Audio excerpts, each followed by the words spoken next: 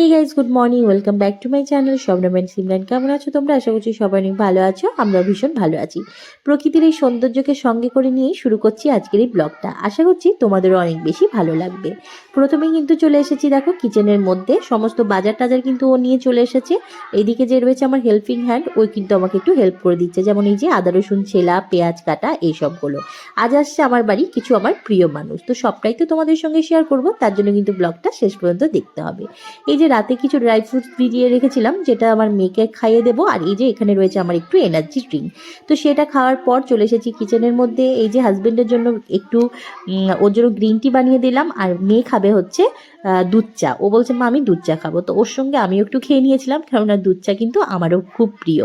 আর এদিকে দেখো ডিম সেদ্ধ চাপিয়েছিলাম, তো সেটা দিয়েই হয়ে গেল আজকের আমাদের ব্রেকফাস্ট। তারপর মেয়েকে পাঠিয়ে দিয়েছি স্কুল, দেন চলে এসেছি আবারও কিন্তু কিচেনের মধ্যে। এদিকে দেখো মাংসটাও কিন্তু ও একদম ধুয়ে টুয়ে ঠিক করে রেখে দিয়েছিল। এবার ওর মধ্যে আমি সুন্দরভাবে সমস্ত কিছু দিয়ে জিনিসটাকে হচ্ছে ম্যারিনেট করে নেবো। ওদিকে তো দেখতে পেলে সমস্ত আদা রসুন, গোটা জিরে, গোটা গোলমরিচ আর শুকনো লঙ্কা সব কিছু দিয়ে একটা সুন্দর পেস্ট বানিয়ে নিয়েছি, যেটা হচ্ছে মাংসের সঙ্গে ম্যারিনেট করলে মানে দারুণ সুন্দর একটা টেস্ট আসে। আর এই যে তার সঙ্গে দিয়ে দিয়েছি টক দই। তারপর এই যে আস্তে আস্তে সমস্ত মশলা টশলা দিয়ে সুন্দরভাবে মাখিয়ে কিছুক্ষণ কিন্তু এটা আমি রেস্টের মধ্যে রেখে দেবো।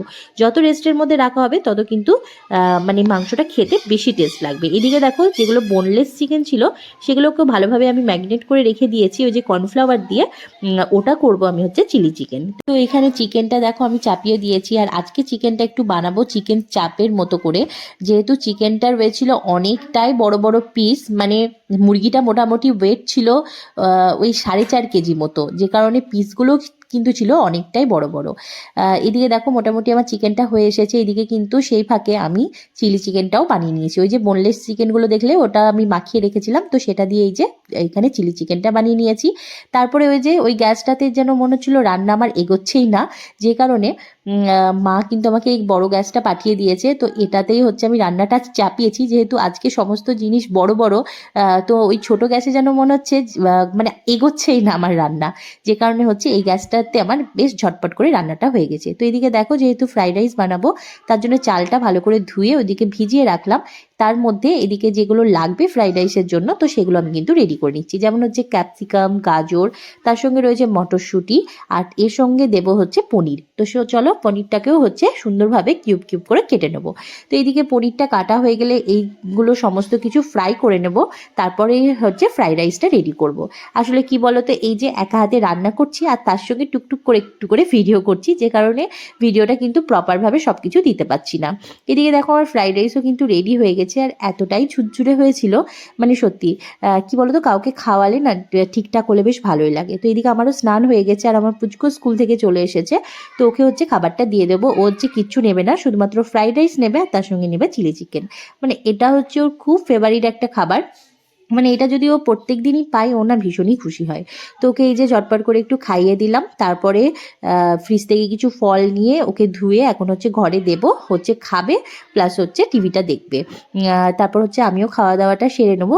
আর তোমাদের যেটা বলেছিলাম আজকে আমার কিছু প্রিয় মানুষ আসবে, তো তারা আসবে হচ্ছে রাতে। তো মানে একসঙ্গে আমরা সবাই ডিনারটা করব, যে কারণে সকাল থেকেই তো দেখতে পেয়েছো আমার কিন্তু প্রিপারেশন শুরু হয়ে গেছিলো। আর এই যে দেখতে দেখতে কিন্তু তারা কিন্তু চলেও এসেছে, আর এখন ঘড়িতে বাজছে ওই 7টা 7:30 মতো। তো আমি চলে এসেছি। ফার্স্টে যেটা বানিয়ে নিচ্ছি সেটা হচ্ছে পনির পকোড়া। কিছু বড় বড় করে আমি পনির রেখে দিয়েছিলাম, যেটা হচ্ছে সন্ধেবেলায় আসলে স্টার্টারে পকোড়াটা রাখবো সেই কারণে। তো এই যে আমার প্রিয় মানুষরা কিন্তু চলে এসেছে। তো দেখতে পেলে রান্নাঘরে কিন্তু আমার হেল্পের জন্য চলে এসেছে আমার ভাবি। আর এই যে আমি সবারই জন্য কিন্তু পকোড়া নিয়ে চলে এসেছি, তার সঙ্গে রয়েছে কিন্তু গরম গরম চা। আর এই ঠান্ডার দিনে এরকম কিন্তু চা আর তার সঙ্গে গরম গরম পকোড়া তোমাদের কাদের কাদের ভালো লাগে অবশ্যই কিন্তু জানিও। তো এদিকে দেখো সমস্ত কিছু কিন্তু রেডি, এখন হচ্ছে বসে জমিয়ে গল্প গুজব হবে। মানে বহু দিন পর হচ্ছে ভাইয়া এসেছে, যে কারণে হচ্ছে মানে একসঙ্গে খাওয়া দাওয়া আনন্দ। আসলে কি বলতো হঠাৎ করেও এতটাই দূরে চলে গেছে, মানে ভাবলেও যেন কীরকম একটা লাগে। তো যে কটা দিন ও বাড়িতে থাকে সত্যি খুব আনন্দ লাগে। যে কারণে বললাম যে একদিন টাইম তোরা বের করে আয়, একসঙ্গে হচ্ছে আমরা খাওয়া দাওয়া করব। তো যাই হোক, ওর শেষমেশ রাতে টাইম হয়েছে, আর একসঙ্গে এই যে আমরা বসে কিছুটা টাইম কাটানোর সুযোগ পেয়েছি। তো এখানে বসে বসে হচ্ছে খাচ্ছিলাম, আর বলছিল যে পকোড়াটা খুবই নাকি টেস্টি হয়েছে। আসলে কি বলতো, এই যে রান্না বান্না করার পর যখন এই রিভিউটা পাই, মানে কি বলবো, মানে মনটা একদমই কিন্তু খুশি হয়ে যায়। তারপরে এই যে দেখো, আমরা কিন্তু সবাই মিলে বসে এখন দেখছিলাম ভাইয়ার বিয়ের ভিডিওটা। এই যে সবাই মিলে বসে কোনো ভিডিও, মুভি যাই বলো না কেন, দেখতে কিন্তু ভীষণই ভালো লাগে। তো এইটা দেখছিলাম আর ওকে জিজ্ঞেস করছিলাম যে ভিডিওটা দেখতে কীরকম লাগছে, কেমন ফিল হচ্ছে। তো সেটাই জিজ্ঞাসা করছিলাম, ভাইয়াকেও জিজ্ঞাসা করছিলাম আর ভাবিকেও জিজ্ঞাসা করছিলাম। তো বলছে হ্যাঁ হ্যাঁ, দারুণ ফিল হচ্ছে, খুব ভালো লাগছিল।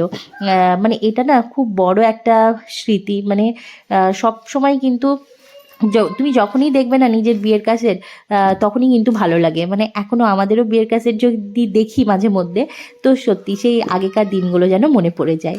তো এই যে অনেকক্ষণ আমরা কিন্তু আড্ডা দেওয়ার পর চলে এসেছি কিন্তু এই যে টেবিলের মধ্যে। এখন হচ্ছে ডিনারটা সবাই মিলে সেরে নেব। সমস্ত খাবার দাবার দেখো সাজিয়ে রেখেছি, আর এদিকে ভাইয়া বলছে যে তুই এত কিছু কেন করেছিস, তুই কি সারাদিনই আজকে রান্না করেছিস, সেটাই বলছিল। আর তার সঙ্গে এই যে বানিয়েছিলাম রায়তা।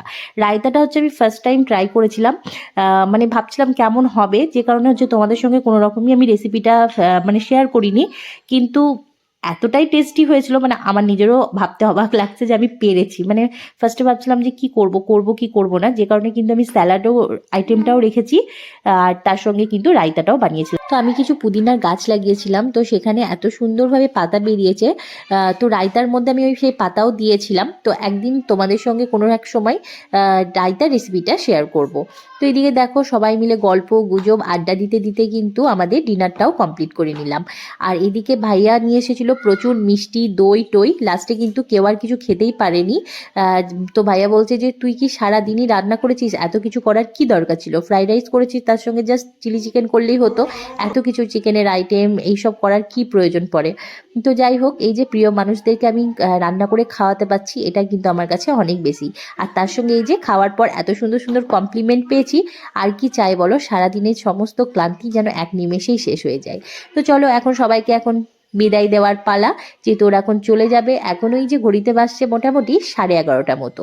তো ভাইয়ার যেহেতু ছুটি একদম হাতে কম, ও তো এবার চলে যাবে মুম্বাই, সে কারণে আর আটকাতেও পারলাম না। যদিও বলছিলাম যে আজকের রাতটা থেকে যা, কালকে যাবি, তো বলছিল যে না আর যেতে হবে, যেহেতু সমস্ত জিনিসপত্র গোছাগুছির ব্যাপার রয়েছে, সে কারণে আজকে আর থাকতে পারছি না। নেক্সট বার যখন আসবো চেষ্টা করব তোর বাড়িতে একদিন থাকার, যেহেতু কাছে বাড়ি, তো সে কারণে এই রাতে থাকার ব্যাপারটা আর থাকেই না।